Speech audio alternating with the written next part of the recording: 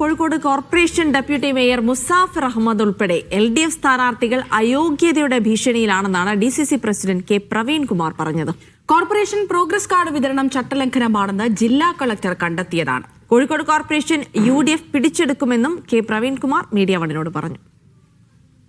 നിശബ്ദ പ്രചരണത്തിന്റെ അവസാന നിമിഷങ്ങളിൽ UDF ക്യാമ്പ് സജീവമാണ്. Kozhikode DC president K Praveenkumar സ്ഥാനാർത്ഥികൾക്കൊപ്പം തന്നെ അവസാന നിമിഷ വോട്ട് ചോദിച്ചുകൊണ്ടിറങ്ങുന്നത്. ഇങ്ങനെ തിരിച്ച് കോഴിക്കോട് പിടിക്കാനുള്ള ശ്രമത്തിൽ തന്നെയാണ്, അവസാന ഘട്ടത്തിൽ ശ്രമത്തിൽ തന്നെയാണ്. 100% ഇത്തവണ പിടിച്ചിരിക്കും. കോഴിക്കോട് UDF പ്രവർത്തകരും അണിയകളും മാത്രമല്ല, കോഴിക്കോട്ടെ പൊതുസമൂഹവും ഇത്തവണ ഞങ്ങളോടൊപ്പം ഉണ്ട്. കോഴിക്കോട് മാറ്റം ആഗ്രഹിക്കുന്നു. അതുകൊണ്ട് തന്നെ ഇത്തവണ UDF ഭരിക്കും. മാത്രമല്ല, നിങ്ങൾ കണ്ടില്ലേ, അതായത് അയോഗ്യതാ ഭീഷണി നേരിടുന്ന സ്ഥാനാർത്ഥികളായ LDFന്റേത്.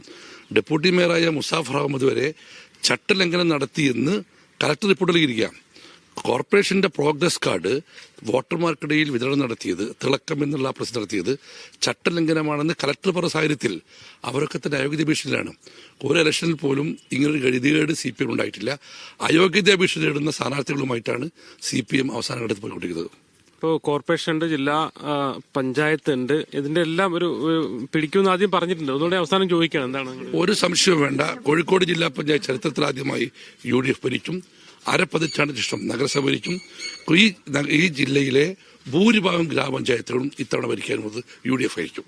ഈ പ്രചരണം കഴിഞ്ഞ് നിശബ്ദ ഘട്ടത്തിലേക്ക് പോകുമ്പോൾ ഏതെങ്കിലും തരത്തിലെ ഈ വോട്ടർ പിന്നെ ലിസ്റ്റിലെ പ്രശ്നങ്ങൾ ഉൾപ്പെടെയുള്ള എല്ലാ കാര്യങ്ങളും ആ സമയത്ത് ചർച്ച ചെയ്യണം. ആ തരത്തിലുള്ള നിർദ്ദേശങ്ങളൊക്കെ നൽകിയിട്ടുണ്ടോ പാർട്ടി പ്രവർത്തകർ? അല്ല, ഇത്തവണ 2 കാര്യമാണ്. ഒന്ന്, ഇരട്ട വോട്ടുകൾ ഞങ്ങൾ കണ്ടെത്തിയതൊക്കെ തന്നെ കൊടുത്തിട്ടുണ്ട്. ഇന്ന് ഞങ്ങളുടെ പ്രവർത്തകർ പോളിംഗ് ഓഫീസർമാരടുത്ത് കൃത്യമായി കൊടുക്കും. ഇന്ന് നാൾക്ക് ഇരട്ട വോട്ടുകളുള്ളത്. രണ്ടാമത്തത് ഓപ്പൺ വോട്ടാണ്. ആരോഗ്യമുള്ള ആളുകൾ പോലും സംശയത്തിന്റെ മുൻനിർത്തി ഓപ്പൺ വോട്ട് ചെയ്യുന്ന ഒരു രീതി CPM നടത്തുന്നുണ്ട്. അതായത് ഓപ്പൺ വോട്ട് എന്നുള്ള പ്രൊവിഷൻ CPM മിസ്യൂസ് ചെയ്യാൻ സാധ്യതയുണ്ട്. കഴിഞ്ഞ തെരഞ്ഞെടുപ്പുകൾ കണ്ടതാണ്. ഇത്തവണ അതിനെ ശക്തമായി UDF പ്രതിരോധിക്കും.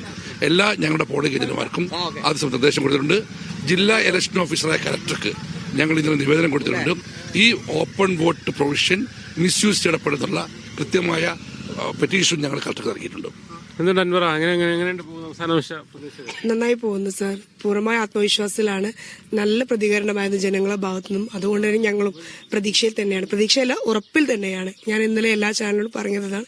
തീർച്ചയായിട്ടും 13-ാം തീയതി ഇവിടെ ഒരു കൊടിയേപ്പ് ആറുള്ളൂ. അത് ഞങ്ങളുടെ കൈപ്പത്തി കൊടിയായിരിക്കും. തീർച്ചയായും UDFന്റെ കൊടിയായിരിക്കും.